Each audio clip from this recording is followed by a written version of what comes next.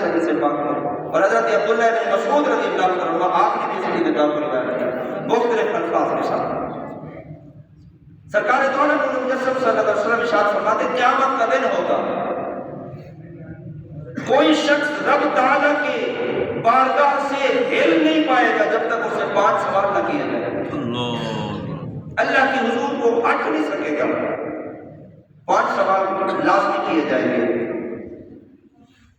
عن عمرہ فیما افناہ، بتا یہ زندگی کہاں گزاری تھی. سبحان اللہ. جو عمر ملی تھی، جو زندگی ملی تھی، بتا یہ کہاں گزاری تھی. عیاش پرستی میں گزاری تھی، جھگڑے فساد کرتے رہے،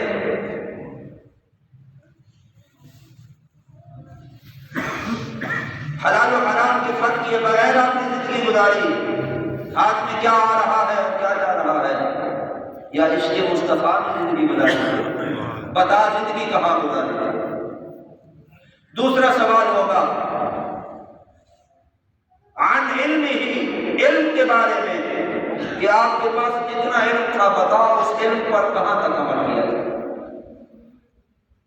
تیسرا سوال ہوگا عن مال ہی، مال کے بارے میں سوال ہوگا کہ یہ مال کہاں سے اکٹھا کیا تھا، کیسے جمع کیا تھا.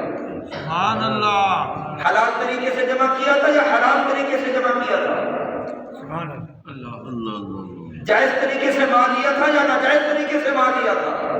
سوال ہوگا مال کے بارے میں، بتا یہ مال کہاں سے اکٹھا کیا تھا. تیری دولت مندی کا شہرہ تھا، تو بڑا جاگیردار کہلاتا تھا، امیر و کبیر کہلاتا تھا، لوگوں کا جمع غفیر ہوتا تھا تیرے در کے سامنے، اور تیرے در سے سخاوت بڑھتی تھی. تیرا سخی ہونا بعد میں، پہلے یہ بتا یہ مال آیا کہاں سے تھا. اللہ کی حضور سوال. آج تو بچ جاتے ہیں نا لوگ، آج تو لوگ بچ جاتے ہیں اور ساتھ دینے والے بہت ہوتے ہیں. وہ تو وہ مقام ہوگا جناب جب اپنے بھی ساتھ میں نہیں دیں گے، بیگانے بھی ساتھ میں نہیں دیں گے. یوم یفر المرء من اخیہ وامہ وابیہ وصاحبتہ وبنیہ لکل امرئ منہم یومئذ شأن یغنیہ. اس دن نہ بھائی ساتھ ہوگا، نہ بیٹا ساتھ ہوگا، نہ ماں بہن ساتھ ہوگی، نہ ابا ساتھ ہوگا، کوئی ساتھ نہیں ہوگا. رب کی ذات ہوگی جہاں رب کے حضور کھڑے ہوں گے. بتاؤ زندگی کہاں گزاری تھی، بتاؤ علم پر کس حد تک عمل کیا تھا، بتاؤ سبحان کے بارے میں جو آپ کی شہرت کا ذریعہ تھا کہاں سے کمایا تھا. اور شاید فرمایا کہ چوتھا سوال ہوگا مال آ تو گیا تھا، اب پتا خرچ کہاں کیا تھا. کرکٹ میچ میں کیا تھا، مرغ لڑانے میں کیا تھا، تاش کھیلنے میں کیا تھا، جوا کھیل کھیل کر باپ کو ضائع کیا تھا، خرچ کیا تھا، عیاش پرستی میں اڑایا تھا، یا کہیں مسجد بھی بنوا دی تھی، یا کہیں مدرسہ بھی تعمیر کرا دیا تھا، یا کبھی کسی غریب کے گھر میں راشن بھی ڈال دیا تھا، یا کبھی کسی محتاج کی مدد بھی کرتی تھی. بتا مال تو تھا تیرے پاس، تیری سخاوت کے ڈنکے تو بجتے تھے. یہ بتا مال جائز راستے میں خرچ کیا تھا یا ناجائز میں خرچ کیا تھا. پانچواں سوال ہوگا حضور اکرم صلی اللہ علیہ وسلم کے غلاموں، حضور غوث اعظم رضی اللہ تعالیٰ عنہ کے مت والوں. پانچواں سوال ہوگا اس شخص سے جو رب کے حضور کھڑا ہے. اللہ پوچھے گا یہ جو طاقتور جسم دیا تھا اس جسم کو کہاں کھپایا تھا. آج تو طاقت ہے، ہمت ہے، جوانی ہے اور جوان مردی ہے، ساری طاقتیں آج موجود ہیں. اگر یہ طاقت رب کے حضور نہ جھک سکی تو ایسے جسم کو خاک میں ڈالنا ہے. یہ طاقت، یہ پاؤں کا چلنا آپ کو اگر رب کے حضور سجدہ ریز ہونے کے لیے نہ چلا کر آیا، بتائیں ان پاؤں کی کوئی فائدہ ہے؟ یہ سر، یہ دماغ، یہ آنکھیں، یہ کان، یہ زبان، یہ نعمتیں جو اللہ نے عطا فرمائی ہیں، اللہ کے حضور جھکا بھی نہ سکے تو بتائیں کس کام کی یہ نعمت. جسم کہاں کھپایا تھا پتا. ساری رات موٹر سائیکل کی ورزشیں کرتے رہے، فجر کی نماز اسی میں ضائع ہو گئی، ساری رات یار دوستوں کے ساتھ ہوٹلوں کی زینت بنے رہے، نماز فجر ضائع ہو گئی، نماز ظہر کام کاج میں مصروف رہے، نماز عصر اپنی مشغولیات میں رہے، مغرب ہوئی تو گھر والوں کے ساتھ اور عشاء پھر یار دوستوں کے ساتھ۔ اس لیے جسم دیا ہے اللہ نے، اللہ کے حضور سوال ہوگا، بتا یہ جو جسم دیا تھا یہ کہاں کہاں ہے؟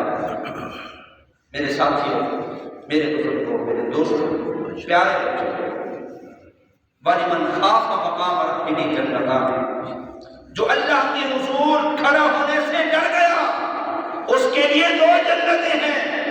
وَأَمَّا مَنْ خَافَ مَقَامَ رَبِّهِ وَنَهَى النَّفْسَ عَنِ الْهَوَىٰ، جو اس وجہ سے نفسانی خواہشات سے رک گیا کہ یار مجھے اللہ کے حضور جواب دینا ہے، اللہ کے حضور کھڑے ہونا ہے، اللہ کے حضور مجھے بات بتانی پڑے گی، اس ڈر کی وجہ سے گناہ چھوڑ دیے، بدکاری چھوڑ دی، بدعمانی چھوڑ دی، بدفعلی چھوڑ دی، بدکرداری چھوڑ دی، غیر عورتوں پر پوری نظر کرنا چھوڑ دی،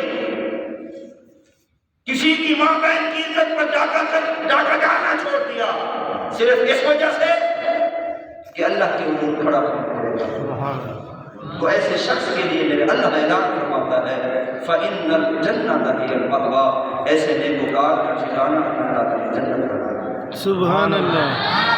آیت مبارکہ میں نے تلاوت کی تھی، إِنَّ الَّذِينَ آمَنُوا وَعَمِلُوا الصَّالِحَاتِ سَيَجْعَلُ لَهُمُ الرَّحْمَٰنُ وُدًّا، بے شک وہ لوگ جو ایمان لائے اور انہوں نے اچھے عمل کیے، ان قریب اللہ تعالیٰ ان کی محبت لوگوں کے دلوں میں ڈال دے گا۔ جن بزرگان دین کا نام سن کر محبت اور الفت کے پرچار کرتے ہیں، دراصل ان کی محبت رب تعالیٰ نے خود ہمارے دلوں میں ڈال دی ہے۔ اب جس کے دل میں اہل اللہ کی محبت ہے پھر وہ اللہ والوں کا نام سن کر خوش بھی ہوتے ہیں، پھر محبت اور الفت کا پرچار بھی کرتے ہیں، اور جن کے دل محبت سے خالی ہیں پھر وہ در بدر سنتے ہیں۔ حضور غوث اعظم رضی اللہ تعالیٰ عنہ، آپ کا کردار ستھرا تھا، آپ کا اخلاق ستھرا تھا، آپ کے والدین کا کردار ستھرا تھا، ساری زندگی اللہ کو راضی کرتے ہوئے گزری اور وہ ایسے رب کو راضی کر گئے، آج رہتی دنیا تک قیامت تک حضور غوث اعظم رضی اللہ تعالیٰ عنہ نام عزت شان کے ساتھ۔ سبحان اللہ۔ حضور پیر میرے شاہ رحمۃ اللہ تعالیٰ نے آپ سے کسی نے پوچھا تھا حضور آپ بھی بابا فرید کی مداد پر آ کر فرید فرید کا نعرہ لگا رہے ہیں؟ سبحان اللہ۔ بھی آپ بھی فرید فرید کا نعرہ لگا رہے ہیں بابا فرید کی مداد پر آ کر، وجہ کیا ہے؟ اللہ کا ذکر کرنا چاہیے، اللہ کا نام لینا چاہیے۔ حضور پیر میرے شاہ سے کہنے سبحان اللہ، سبحان اللہ، کہا سبحان اللہ ما اجملک ما احسنک ما اکملک، کتھے مہر علی کتھے تیری ثنا مشتاق تھیاں کتھے جان۔ پھر مہر نشاہ صاحب کوئی عام شخصیت تو تھے نہیں، آپ نے فرمایا اللہ کا قرآن نہیں پڑھا؟ جی پڑھا ہے، یہ آیت پڑھی ہے فَاذْكُرُونِي أَذْكُرْكُمْ، تو میرا ذکر کرو میں تمہارا ذکر کروں گا، تو مجھے یاد کرو میں تمہیں یاد کروں گا، تو میرا چرچا کرو میں تمہارا چرچا کروں گا۔ دراصل بابا فرید نے ساری زندگی اللہ کا نام بلند کیا ہے، آج بابا فرید تہے مدار چلے گئے، مخلوق خدا بابا فرید کا نام بلند کر رہے ہیں۔ سبحان اللہ۔ یہ ہے محبت، یہ ہے محبت۔ اپنے کردار کو ستھرا رکھیں۔ آج قبلہ شاہ صاحب کی توسط سے چند باتیں عرض کرنے کا موقع ملا، اللہ تعالیٰ مجھے بھی اور آپ کو عمل کی توفیق عطا فرمائے۔ وآخر دعوانا ان الحمد للہ۔ آمین۔